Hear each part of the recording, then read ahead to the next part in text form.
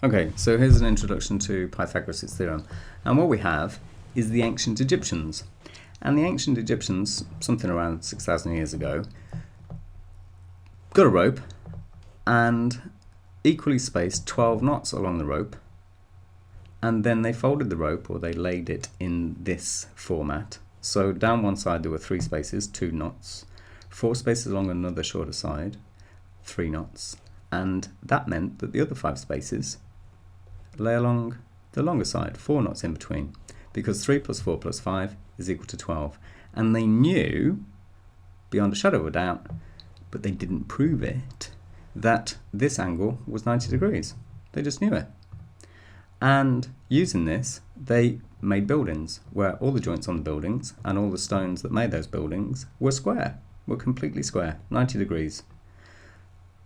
And that meant that the buildings that they made are still standing, the pyramids, because the joints are square and the sides of the blocks, the edges of the blocks, are 90 degrees to each other.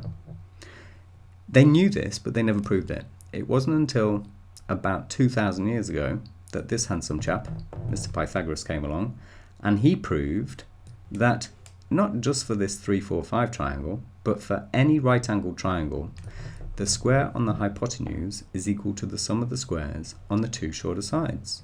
H squared equals A squared plus B squared. And Mr. Pythagoras was the first one to prove this, and so this theorem is named after him. So there's Mr. Pythagoras, and Mr. Pythagoras and his followers developed, or were the first ones to show, that H squared equals A squared plus B squared. Here's my right angle triangle with 2 shorter sides A and B, and the hypotenuse H. The hypotenuse is the name of the longest side in the right angle triangle, and there's only one of them, and the longest side in the right angle triangle is opposite the biggest angle, the right angle, 90 degrees. It's the biggest angle because the other 2 angles must add up to 90, so they've got to be smaller than this one. That's got to be the biggest one. The smallest angle is opposite the shortest side. And this diagram illustrates that the square on the hypotenuse, so the length of the side is h, so the area is h squared. The length of the smallest triangle, the length is b, so the length of each side of the square is b, so the area is b squared. The other side has got length a of the triangle, so the square has got a times a, or a squared area. And Pythagoras says that the square on the hypotenuse, this one, is equal to the sum of the squares on the 2 shorter sides. So these 2 areas added up equals that area.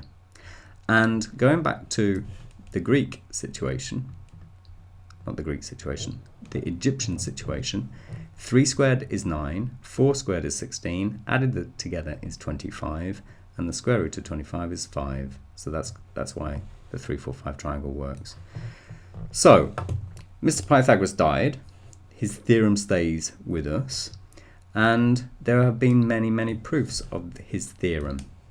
And about 200 years ago, 140 years ago, President Garfield was elected, the President of the United States, and he used a trapezium. We're going to see how this works in a moment. But the trapezium he made from a right angle triangle, he copied it and put the copy up there, so that this side was a straight line. So we've got an A and a B up this side, and because these are right angles, that means that this side must be parallel to this one. That's why it's a trapezium.